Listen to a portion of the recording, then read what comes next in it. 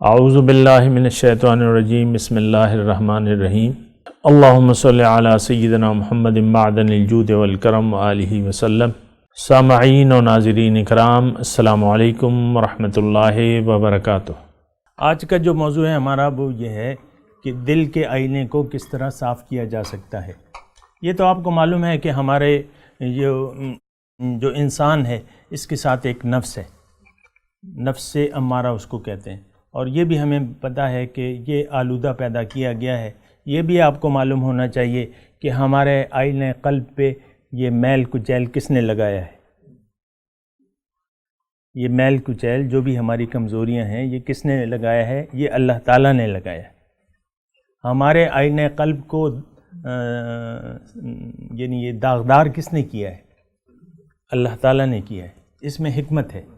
اس میں حکمت یہ ہے کہ آپ یعنی تھوڑی سی یہ تو بہت آسان وہ ہے، یعنی ایسا ہے، مثال کے طور پہ لے لیتے ہیں، ایک دکان میں آپ جائیں، آپ کو لکنگ گلاس چاہیے، لکنگ گلاس چاہیے، وہ آپ پوچھتے ہیں بہت اچھا لکنگ گلاس ہے، اور لیکن اس پہ مٹی لگی ہوئی ہے، مٹی لگی ہوئی ہے، ہو سکتا ہے نا مٹی لگائی ہوئی ہے تو لکنگ گلاس نظر آ رہا ہے کہیں کہیں سے، تو وہ مٹی لگائی ہوئی ہے۔ آپ پوچھتے ہیں اس کی قیمت کیا ہے، دکاندار سے آپ پوچھتے ہیں کہ بھئی اس کی قیمت کیا ہے، وہ کہتا ہے یہ کپڑا لو، اس کی مٹی صاف کرو، یہ تمہارا ہو گیا۔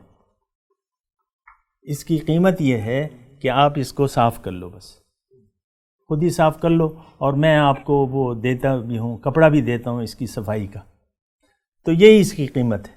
اللہ تعالیٰ نے آئینے قلب پہ ہماری جو مٹی لگائی ہوئی ہے اس کی، اور پھر یعنی اس کو دل کو عرش الہی یا اس کو چمکانے کی جو چیز ہے وہ بھی ہمیں اللہ تعالیٰ نے عطا کر دی ہے۔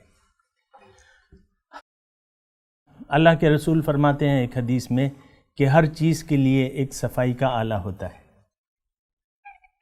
لِكُلِّ شَيْءٍ ثِقَالَةٌ وَثِقَالَةُ الْقَلْبِ لا الہ الا اللہ۔ ہر چیز کے لیے ایک صفائی کا آلہ ہے، اور دل کی صفائی کے لیے کیا ہے؟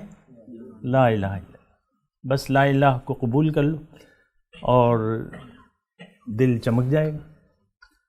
تو آج کا بھی یہی ہمارا موضوع تھا کہ دل کے آئینے کو کس طرح صاف کیا جا سکتا ہے۔ تو یہ لا الہ الا اللہ پڑھنے کی ضرورت ہے، یعنی قول اقرار باللسان و تصدیق بالقلب، اور اس کو صاف کر لو، دل پاک ہو جائے گا۔ وآخر دعوانا ان الحمدللہ رب العالمین۔ مولاي صل وسلم دائما ابدا على حبيبك خير الخلق كلهم